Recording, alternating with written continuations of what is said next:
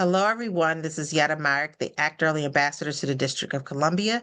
And today I'm going to talk to you about developmental monitoring, screening, and evaluation. What is the difference? So, developmental monitoring is often done by parents and caregivers, but really anyone who is working with a child in their lives can be monitoring their development.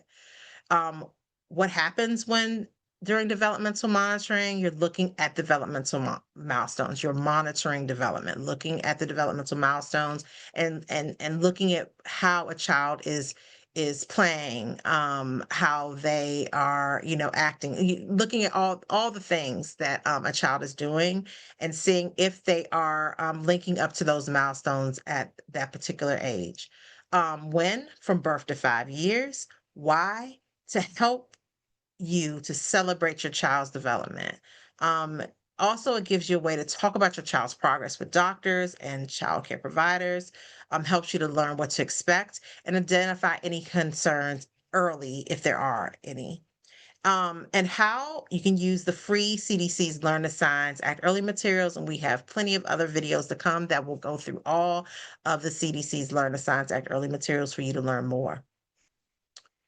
So, what's developmental screening? Healthcare providers, early childhood teachers, or other trained providers are the ones who conduct developmental screenings. They're looking for developmental milestones.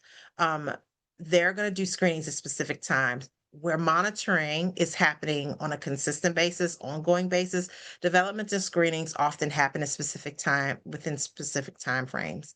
So the medical setting developmental screenings happening at 9, 18, and 30 months of age. And then autism screenings are happening at 18 and 24 months of age.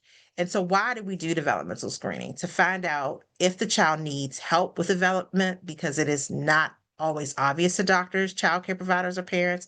And also to find out if more developmental evaluations are recommended. And oftentimes, developmental screenings are conducted with a formal, validated screening tool. I'm sure many of you have done screening questionnaires, either in your child's early education settings or doctor's offices, right? That then complement what the doctors are doing when they're doing their screenings. But again, the screenings are happening at set points in time. Developmental monitoring is an ongoing process using the Learn the Signs Act Early resources, which are free. And then developmental evaluation is often conducted by developmental pediatricians, child psychologists, and other trained providers. They are identifying and diagnosing developmental delays and other conditions like autism spectrum disorder. And whenever there is a concern, and why? To find out if the child needs specific treatment, if the child qualifies for early intervention.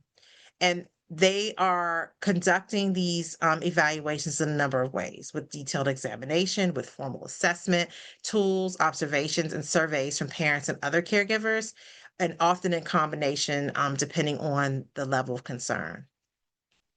So you can learn more about developmental monitoring, screening, and evaluation by visiting the Act Early DC website at actearlydc.org, or you can find us on Facebook at Act Early DC. Take care.